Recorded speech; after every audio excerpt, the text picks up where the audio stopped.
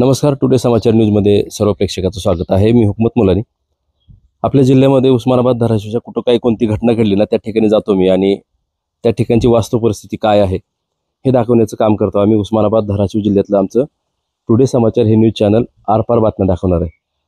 दुःखद घटना असो किंवा कुठलीही असो, वेगवेगळ्या घटनेच्या ठिकाणी जिथे घडतात त्या ठिकाणी जातो आम्ही आणि नेमकं काय घडलंय वास्तव परिस्थिती दाखवण्याचा प्रयत्न करतोय. अशीच एक धक्कादायक घटना आपल्या उस्मानाबाद धाराशिव जिल्ह्यामध्ये घडलेली आहे. परंडा तालुक्यातलं जाके पिंपरी हे गाव आहे आणि या गावामध्ये एकुलता एक मुलगा होता. त्याचं आता 22 तारखेला लग्न होतं. परवा 2 दिवसावर लग्न येऊन ठेपलं आणि काल तो मुलगा करंट लागून त्या मुलाचा दुर्दैवी मृत्यू झाला. त्या गावात पोहोचलो मी आता आणि त्या घरी नेमकं काय परिस्थिती झाली होती, वास्तव परिस्थिती काय आहे, अतिशय दुःखद घटना घडलेली आहे. एकुलता एक मुलगा आणि काल त्याचं निधन झालं. दुःखद घटना घडली. आई वृद्ध आहे, वडील नाहीत त्याला. त्याच घरी त्याच गावात पोहोचलो मी. हे त्यांचं घर आहे इकडं आणि इथं नातेवाईक बसलेले आहेत, त्यांच्या आई आहेत. हे जे नातेवाईक आहेत ते आता तिथं आहेत. ते आज काल घटना घडली या गावामध्ये आणि आज आम्ही पोहोचलो आहे. आज 20 जून तारीख आहे. काल 19 जूनला या गावामध्ये घटना घडली आणि धक्कादायक घटना. नेमकं काय घडलं होतं, जो मयत झालेला मुलगा आहे ना त्यांच्या आईची प्रतिक्रिया सुरुवातीला आपण जाणून घेऊया. काय घटना घडली होती, परिस्थिती कशी होती, काय झालं होतं नेमकं. माझं लेकरू 7 वर्षाचं होतं.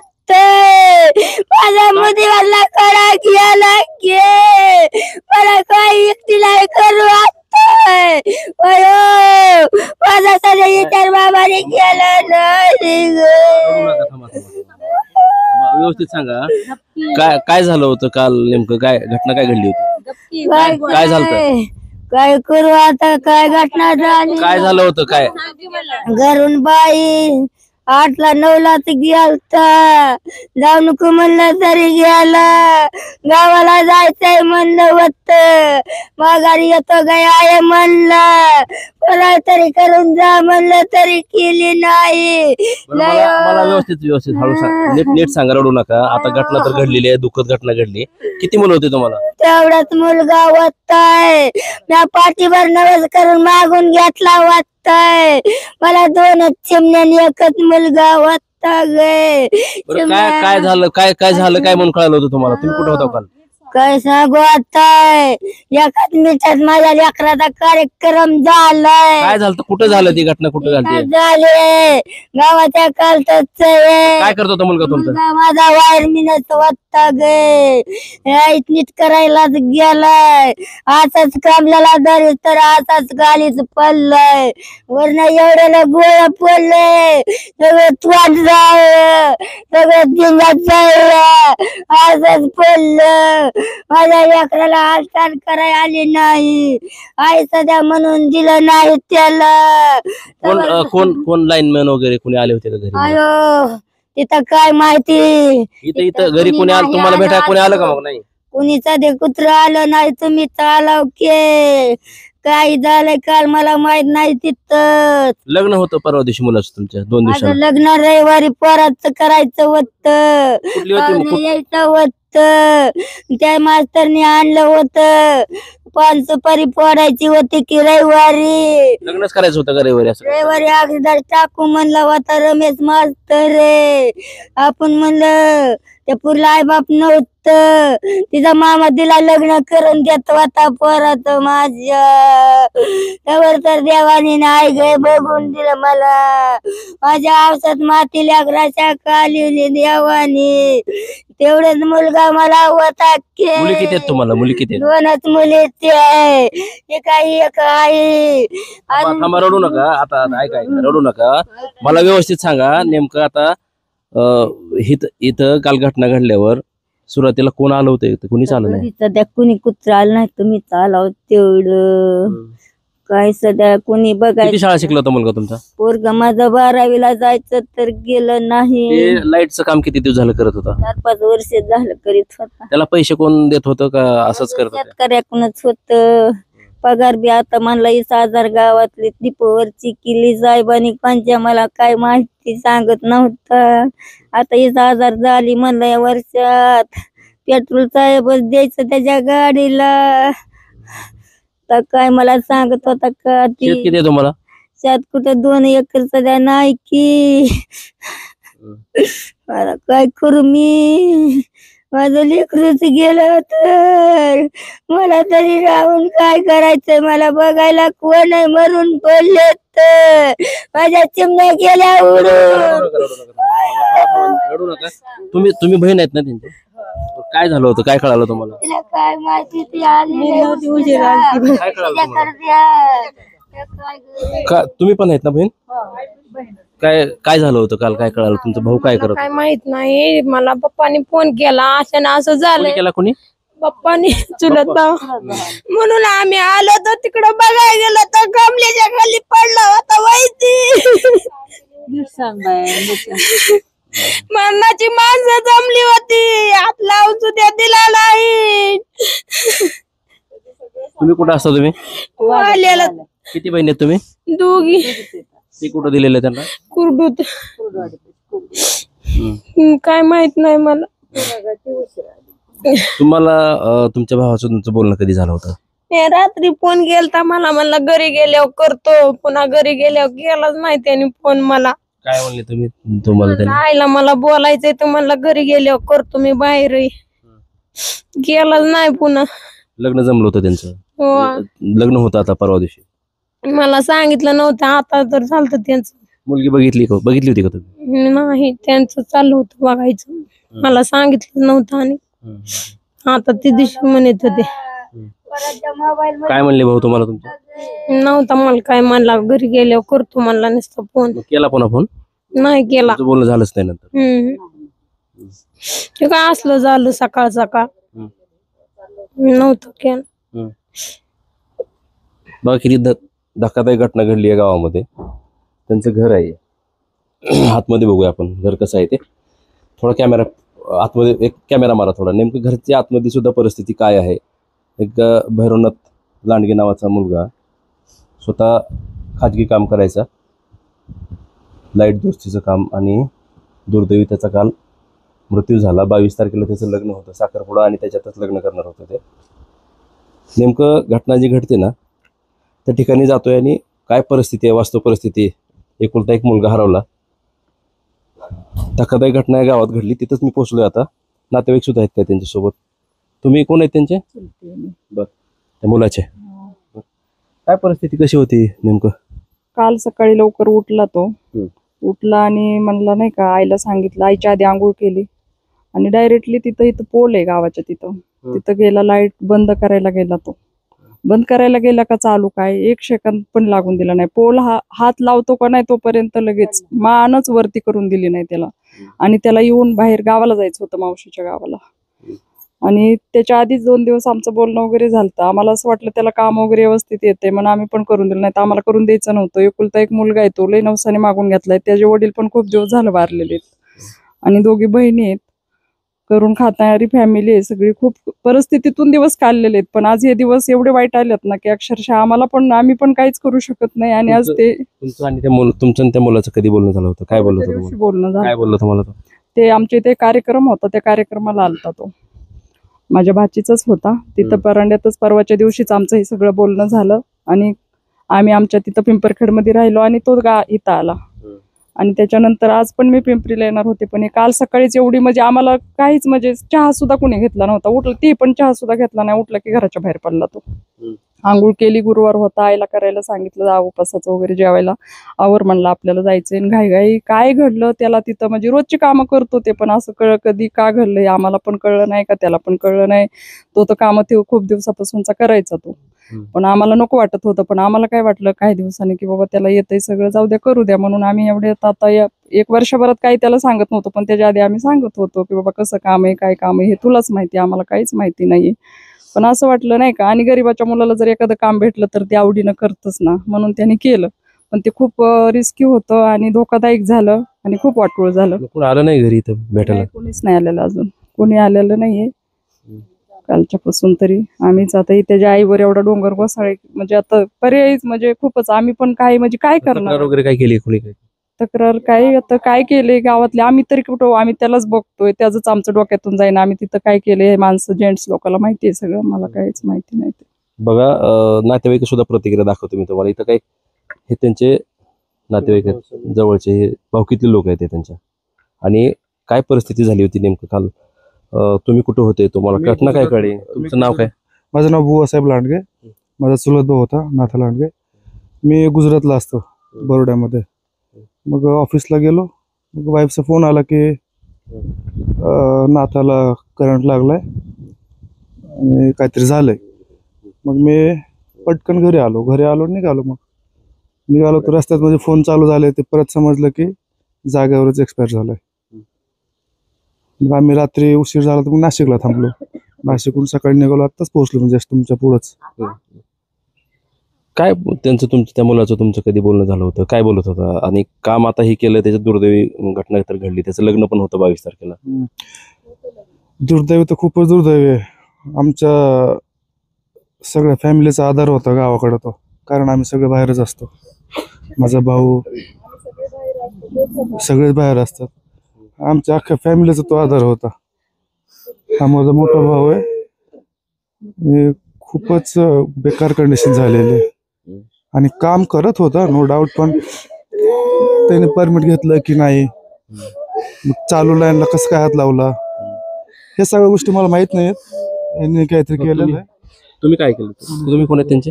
चुलत भाऊ. बरं, काय काय घटना काय झाली? ना मी रानात होतो, मला फोनवरती कळालं.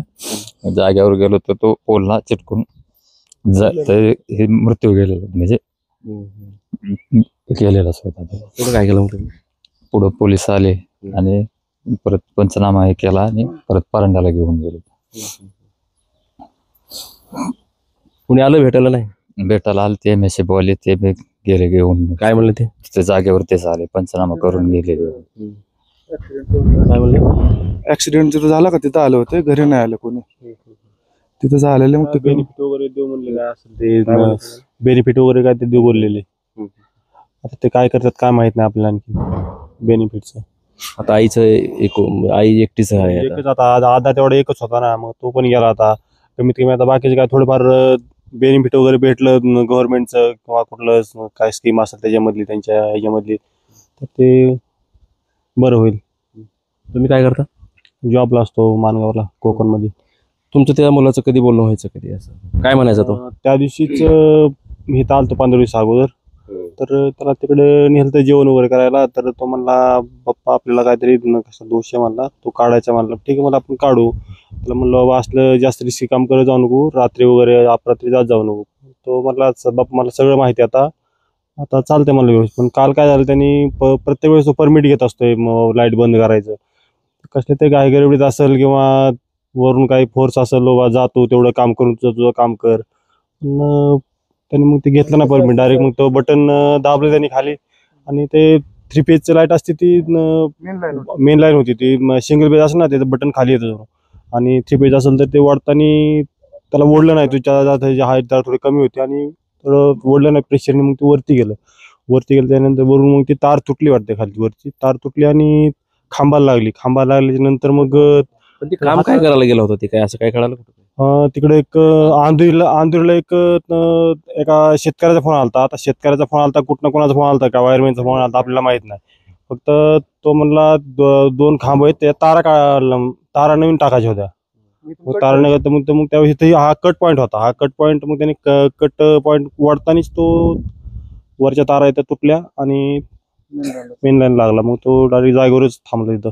बाकीची पोरं वगैरे पळाली त्याकडे काठी वगैरे मारायला. पण लोक म्हणली ते 33 kVच असतंय, त्याबरोबर तुम्ही जाचाल, त्यामुळे ते लोक मग गेले नाही. ती असं झालं. तुम्ही कधी आले ते? मी रात्री 6 वाजले मला यायला, तोपर्यंत सगळा विधी झाला 4 वाजताच.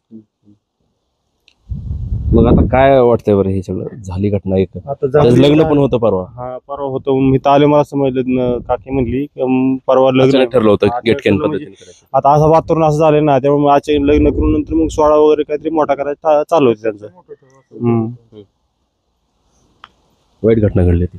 आता दुःख आमचा तो उजवा हातच होता. तो काय काम असलं त्याला आम्ही फोन करायचो प्रत्येक वेळेस. त्याचं काही काम असेल आम्हाला फोन यायचं, आमचं काय असेल त्याला phone करायचं. तसं तर बाकी भरपूर आहेत, काय म्हणले? तसे आहेत बाकी चुलत भाऊ पण सगळ्यात मोस्ट वॉन्टेड असं होतं बाकी आमच्यासाठी. सगळी- आम्ही सगळे आहेत ना आता मोठे मोठे बाकी सगळे इथंच आहेत. आमच्या बरोबरचा हा इथंच होता. मग काही काम असेल तर आम्ही त्याला सांगायचो बाबा आमच्या हक्काचा माणूस, आता आमचा हक्काचाच माणूस गेला तर आम्ही काय करायचं. हे आमचे 4 जण दीर आहेत. हे मोठ्या दीरांना मुलगा नाही, ह्यांचा एक होता. हे सगळ्यात लहान दीर होते. वडील पण खूप लहानपणी वारलेले आहेत. आणि आमचं सगळं बघणारा म्हणलं तर इथं तो होता. आमची फॅमिली खूप मोठी आहे, पण आताच त्याला कळायला लागलं होतं की हे सगळं नाही का, सगळी जबाबदारी आम्ही त्याच्यावर टाकायचो सगळीजण. आता हे 2-3 वर्षापासूनचा खूप म्हणजे नाही का बरंचसं बघायचा तो इथलं. आणि हा माझा मुलगा आहे, माझ्यापेक्षा मोठा दीराचा मुलगा आहे. ते दोघं भाऊ आहेत. ते सगळे तिकडेच असतात, त्याच्यामुळे इथं सगळं त्याला बघावं लागायचं. आता आजीचं कसं, आता आजी एकटेच राहिलेत आता. आता आजी एकटीच राहणार आहे, कारण की हे पुतणे वगैरे आहेत, पण आता हे घरात प्रत्येकाचं असतंच की. आता हे मेन 2-3 पण तिकडच असतात. ह्या आजीच इथं एकट्या राहणार. आता इथं कोणीच नाही त्यांच्यापाशी. त्यांच्यावर खूप म्हणजे पहिल्यापासून खूप दिवस पण काढलेले ते परिस्थितीतून. आणि आता तर माझ्या आई वडील पण इथे दोघं असतात, हे माता हे दोघं असतात, ही एक म्हातारी असते. आता आमच्या घरातला तो सगळे म्हणजे करता आता धरताय हे ना. कोणीच नाही. ह्यांचा हे दोन्ही घरांना हा मुलगा बघायचा इथल्या इथं. तुम्ही कोण आहेत? मी अमोल लांडगे, माझा भाऊच आहे तो. तर काय झालं सर, कसं असतं, कसं असतं, एक प्रशासकीय अधिकारी म्हणून प्रत्येक गावामध्ये जे वायरमॅन असतात, MSCB चे अधिकारी असतात, ते कधीच गावाला येत नाहीत. आता 2 दिवस आहे, मी पुण्यात असतो इथे. मी इथं आल्यानंतर कमीत कमी 5-6 लोकांना विचारलं की बाबा वायरमॅन कोण होता नक्की, नाव काय. आज गावातल्या लोकांना त्याचं नाव सुद्धा माहित नाही. कुठेतरी मला काय वाटतं की बाबा हे लोक वायरमॅन कुठेतरी 10-20 पैशाचे आस देतात, लहान मुलांना कामाला लावतात, त्यांना काही प्रशिक्षण नसतं, त्यांना कुठलं ट्रेनिंग दिलं जात नाही. मग ती लोक पैशासाठी, माझा भाऊ आज गेला, पण प्रत्येक गावात आज हीच परिस्थिती आहे. कोण ना कोण 2 पैशासाठी काम करतंय का, शेतीवर तास भागत नाही, कोरडवाहू शेती आहे आणि प्राथमिक उपचार कुठेच होत नाही. आज थोडं काही करंट लागला की माणूस जागेवर मरतोय. तर कुठतरी आमच्या परंडा तालुक्याच्या ठिकाणी गव्हर्नमेंटचं हॉस्पिटल असतं. छोट्या गोष्टी आहे सर. आता इथं काही दिवसांपूर्वी माझ्या चुलतीला साप चावला, तर त्यांना सोलापूरला ट्रीटमेंट घ्यावी लागते. म्हणजे बेसिक इन्फ्रास्ट्रक्चर काहीच नाहीये, हॉस्पिटल्स नाहीयेत. आणि असा भोंगळ कारभार जो चाललेला आहे, म्हणजे तुम्हाला ट्रेनिंग नाही, वायरमॅन कुठेतरी बसणार ऑफिसला, तिथं त्याच्या हाताखाली फोनवर प्रेशर देणार. काय सांगितलं माझ्या भावाला, त्याने तो काम किती स्पीड मध्ये करतोय, म्हणजे वरून साहेबाचं प्रेशर आहे, त्याला नोकरी टिकवायची प्रेशर आहे. 10,000 का असं ना, आज किती का असं ना, पण त्याचं वय कमी आहे सर, त्याला माहित नाही. त्याने केलं, त्याला कुणाचा तरी फोन आला, त्याच्या प्रेशर पायी त्याने काम केलं आणि चुकी झाली त्याच्यामध्ये. त्याचं काही प्रशिक्षण नव्हतं, त्याची चूक नव्हती. तर माझ्या अपेक्षा याच्यामध्ये एवढंच आहेत सर. पहिलं म्हणजे गव्हर्नमेंट हॉस्पिटल जिथं पूर्ण सुविधा व्हाव्यात एका ठिकाणी, परंडा तालुक्यात आमच्या जवळच्या ठिकाणी व्हावं, एक माझी पहिली अपेक्षा आहे. दुसरी अपेक्षा म्हणजे आता माझा भाऊ तर गेला, पण त्याला कुठेतरी आर्थिक साह्य म्हणून बाबा त्याचं घर आता चालावं, ह्या गोष्टी, म्हणजे आमचं जे सगळं चालू होतं शेतीवरती, शेती आमचं पहिलं उत्पन्न, तिथं त्याला कुठेतरी मदत व्हावी, असं माझी विनंती आहे सर याच्यामध्ये. आता आजी एकटेच आहेत, त्याचं लग्न पण होतं, खूप अतिशय वाईट घटना. मग हे आता पुढं काय नेमकं? पुढे याच्या पुढे पहिलं तर वायरमॅन कोण आहेत ते आम्हाला माहिती करून घ्यायचंय. तर वायरमॅनने माझी रिक्वेस्ट आहे की त्यांनी यावं, या कुटुंबाला भेटावं, 2 शब्द बोलावेत.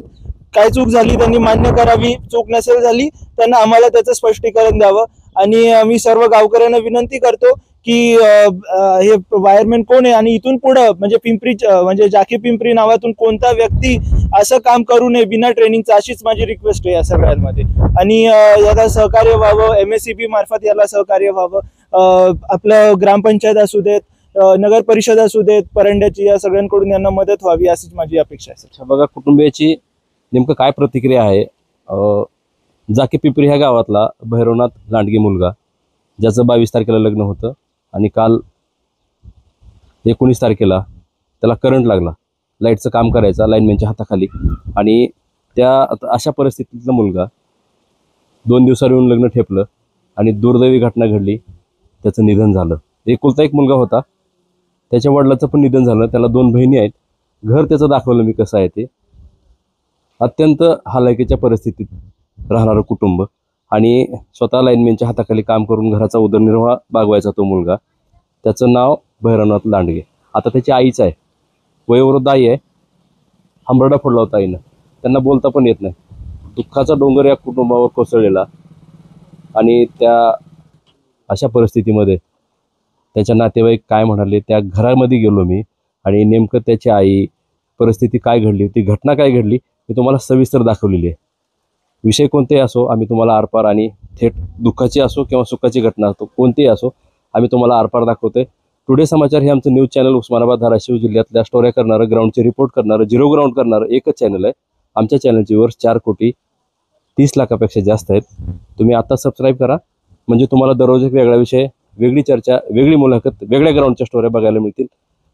आजचा विषय अतिशय धक्कादायक आणि दुःखद घटना घडलेली त्या ठिकाणी मी परांडा तालुक्यातलं हे गाव आहे, जाके पिंपरी या गावाचं नाव आहे. आणि इथंच काल 19 तारखेला घटना घडली. त्या गावात त्या घरात जाऊन मी नेमकं काय घडलं होतं हे संपूर्ण झिरो ग्राउंडचा रिपोर्ट दाखवलेला आहे. विषय कसा वाटला नक्की कळवा. असे वेगळे विषय, वेगळ्या चर्चा असतील तर खाली माझा स्क्रीनवर नंबर दिलेला आहे, त्या नंबरला तुम्ही थेट संपर्क करू शकता. कॅमेरामन अभिषेक जावळेसोबत मी हुकमत मुलानी, जाके पिंपरी, तालुका परांडा, जिल्हा उस्मानाबाद, धाराशिव.